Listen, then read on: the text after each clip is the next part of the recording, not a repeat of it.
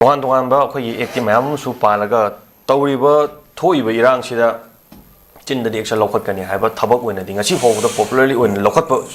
उदबगी ममीदुनि तारिबसे अदुबु मथंगदौ लाक्चनिंग जिनोजा अखोइगी Kuki-Zo community ना अखोइ इम्फानदा लायेंबा अमदि इम्फानदा लाको मतमदा करियुंबा मतम सोहलोय अयत upper लेहेलोय हाइना अखोइ अनोबो सरकार गी अखोइ चीफ मिनिस्टर ओइबिरिबा अखोइ युमनाम खेमजानसु थंबिरि अमदि कोंथौजों गोविंदासनासु कुकी गी एरियादा अखोइ मैतै जिंगना चटपदा कैसु अकाय अपन लेहेंदनाबा अखोइ अमतनि हाइबगिसु मोर फोंदोरलि मसे करिगुंबा अखोइगी कुकी सिंगना लाक्ट्रिङैदा अखोइना हाना चलुबो मतमदा थोक करिगुंबा थोलकपा तारगदि मसिगी रेस्पोंसिबिलिटी सिना कनाना लौगदौरिबनो अमदि अनोबा सरकार सेमे अमदि अनोबा लाइंगा अमा लाए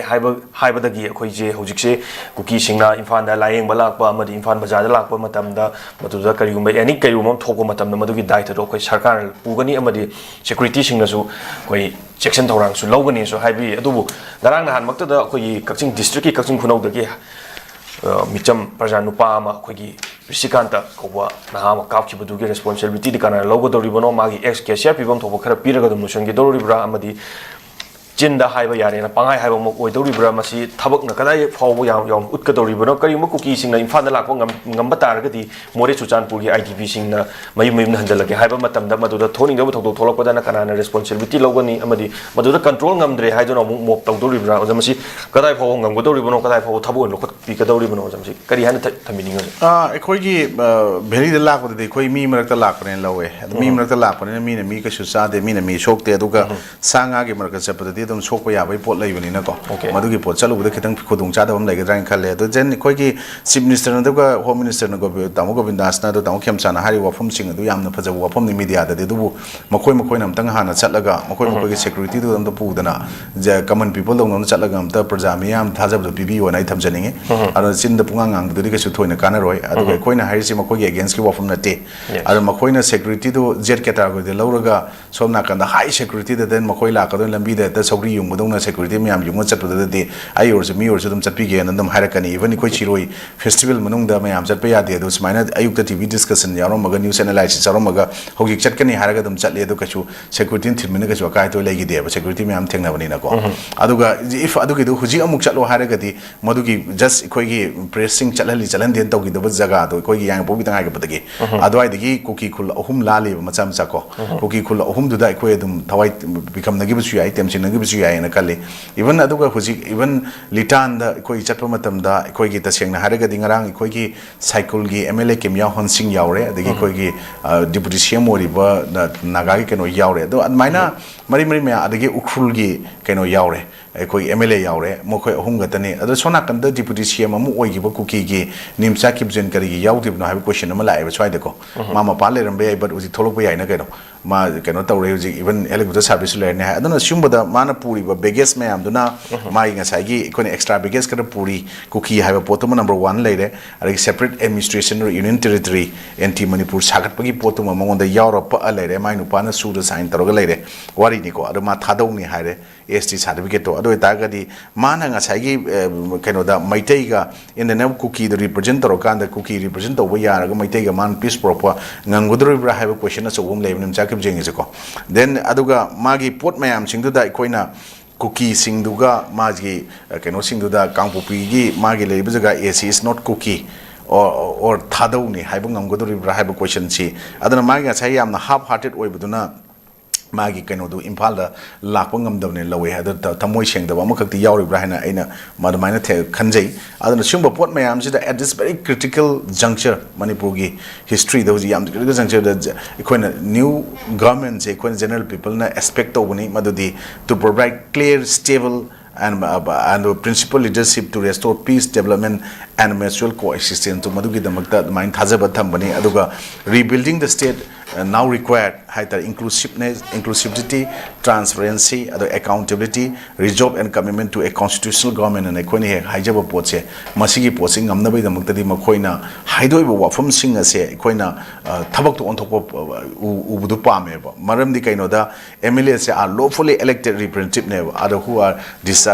to discharging their duty as constitutional duties sing do pangthokna as a member of Manipur Legislative Assembly ne na equai smile lawi aduna sigi port mayam da anti-nas cancel oiba anti democratic oiba aduga unconstitutional oiba adubu madu punish tawgodamni law of the land sigi matung inna akoina he higher lakpodu da akoi hujik taseng na hagadi imphal da cookie mayam la e haibu da madu cookie nate thadong ni paite ni wifi ni adagi mar ni mejo ni jone na harak pa yabi condition ama lay ba du hujik hujik nongoi onjala kapi mayam do sigi community sing sidagi koina ngasidi masi keno leitrabra makoi di amta yaudra have a question ngasi la e adana swaida ka sumaina ko ningjang e adana politics si kaino hana interpretation to one hundred matamda ikoina sumaina politics is the only profession where you can lie cheat and still be respected have a boto madadum lairaga khanga ikoisi elected ni adana ikoina chin thirasu minam masu ada ikoina hurala su aruga still ikoi be respected have a potuna adum ikoi momang tharaga laini ku masigi professions di politics have se khandu lairaga di praja singa kedongai da tuna tonana chamin ba yaro ina ithamjaningi hoi akoi ge anoba government la kanda masri yam nungai jabamna ningjenge koi ngasai si tv gi hojigi news analysis ki lak matam de koi ai koi mai lemi power line koi yang tang de gi lai ni ko si tana adare de yang tang phurang khong di yo phaude koi gi even koila si suta thabi dana leibodo keno da even food khaim ka thana ko tharaga le hobudu u kanda yam nungai adu koina connectivity lambi thong sembagi mathakta ekoi gi da seng na hagri peace prop na restore to no khona bu matam da irang thoiba jaga sing tholi bi kana noise masigi root causes of the conflict or crisis kana na thole se loina khangaba nga tane aina na trasu ekoi de ge na government pari manung makoi ne na khangaba ni aduna sigi potu da ekoi lambi thong semgani haina tauba den koi chief engineer then contractor ko khalaga ngarang koi stage da sumaina koi ge chapchana quality leina thana go instruction pi yam nungai anoba cm ge anoba koi na thamba asa da koi ge mai lambi gi power ga live ni koi se chingim ni na lambi thong semil semu pa do main tawdana koi hujiksu chapchaba action matang tawriba pot singse even koi ge buljangil bate lak matam de koi lambi de airport ta una dana sumain tawdana sena da chakhi bai pot mayam koi na ui ko sigi pot mayam singse koi na madu rebuilding gi state sigi anoba yam require oi ba koi ge inclusiveness transparent kind tawbu gi accountability du gi pot ni job tawna ba masigi pot ka aduga constitution government am leina ba hai pot gi thaja ba khradi koi na u phange adu busumba irang sina escalator matam da 1994 ra koi na none to imphal laki ba bus amada cookie terrorist kanguna koi gi adugumba mioi kuntra ada hatpa ada kuntra na te kuntra ga taret hatpa haib tare ada maitai masa manga yawi atopan nan manipuri ani yawi aduna sigi pot aduga keno da koigi nagagi furup te kuntra hatpa ko maitai manga aduga nan manipuri ani aduga atopa yam thina trani thoi shon gi pot to kuki naga classes se mai hawi adubu madugi pot ta yum mai thadra ma tawran tawgi ba mayam singtho haujik amu hanna ngarang nahan lagi koi gi ukrul gi litan gi jaga sing de ukrul keno manung ching ba jaga sta mo hore iba pot se masina mayek sing ta e aduna hujiki unnatural crowd of village population aduga mapana gi changsela bi influx of chalebi illegal immigrants so called koi narco terrorists or refugees sing sina ngasi sing mayam ama tam gi lemina ba mayam ama nuksina da sing chep kya tha ba sing sida koi ngasi tongan ba mokoi gi umbrella da tupsal laga lai di mohutta masa gi lejari ba magi keno sing da ai thadong ni ai paite ni ai wafei ni ai mar ni mejo ni chau ne leiba poto ana mai leiba su chumi aduna khoi nga sai gi khoi kang bhai tu khoi nga sai ada khoi nga sai thamjari ba mafam magi area du da haib tare ne tuibong bo ki leiba area da ku ki dominate area ni ada da hotspot or ba nga sai gi psychot hengle ki kana mla ani du gi pot magi role responsibility kaino still hujik chu moi separate administration tan ba lewak thugai bo ta leiba se mathak ta kari gi action lokot te lokot na kari gi sem sate makhoi di marak ta hujik anoba government anoba chief minister anoba deputy chief minister amadi cabinet singna cabinet decision lor makhoi kai ta we have se ngasi lokot pu chume aduga ngasi kanana kaino da kari पाएगा द्रोइबनो हजु हजि खंगदना कनाना करी पारी गेसे खंगदे बुजिकसे cabinet सिंग सिदा पुन्ना possessing दम पाइमिनरगा Lebra आरि यंथोप याद्रि हाइब्र chief minister न करी पाइरि आरि home minister पाइबद तामु गोबिंदास पाइ खाने दे तामु लोकेन करी पाइरि निमचा किबजेन करी पाइरि तोर हजि काइम खंगदेबको सिम्बो पोट मयाम से खंगल कांदा खितंग ngसाइगे ट्रांसपेरेंट अकाउंटेबिलिटी ओइबो पोट खोइना ngसाइगे कॉन्स्टिट्यूशन गवर्नमेंट अमा लेनबो होनबो हाइबदु मसिचु पुथोखु मतौ दाइ अन सुम्बो मयाम से इंक्लूसिवनेस हाइबो पोट सिदने खोइना भरे मैम मैतई की adagi kuki gida naga gida pide haibu waja tu oga loi pinara abnina community room da pusalaga politics to na da tawholaji haibina tana mitai pangal marak su khatang experience leba pot ama atien ma matam ni na tha tare ni pang tani haugi ju khango experience lai mi da diko adana experience leba moigi mitai pangal dagi